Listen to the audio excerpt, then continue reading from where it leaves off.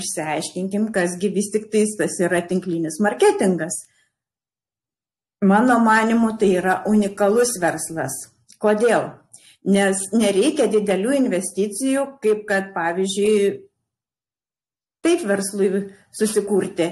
Tradiciniam verslui reikia didelių investicijų. Susipirkti kažkokius produktus, išsinuomoti patalpas, mokėti, samdytis darbuotojus, mokėti jiems atlyginimą, sandėliuoti, kažkaip tai vežti visą logistiką, visus buhalterius, visa apskaita, viskas. Tinklinėme marketinge visų tuo rūpinasi kompanija.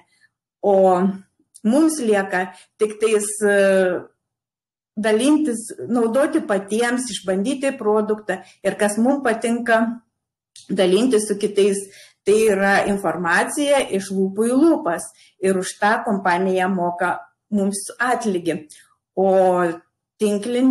tradicinis verslas išleidžia netgi 62% reklamai. Tai vat šito ir aš skaitau, kad jis yra unikalus verslas. Be to, jūs pagalvokite, kaip yra tinklai, Maxima, Norfa ar visi kiti, netgi vaistinės, net ir degalinės, argi ten netinklas. Ir jūs ten, jeigu įsigijate kažką ir rekomenduojate kitiems, tai man atrodo, kad jums niekas nieko už tą nesumoka.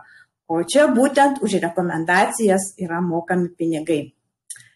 Taigi, kas būna, kai žmogus ateina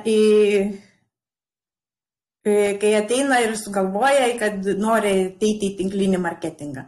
Taigi visų pirma, jis gauna savo ID elektroninėje parduotuvėje. Jis perka prekes, čia priklausomai nuo kompanijos, bet kažkur nuo 20, net iki 40 ir 50% pigiau. Jis pats savo naudoja ir tada dalynasi savo informaciją, gauna atlygį ir už nupirktas prekes.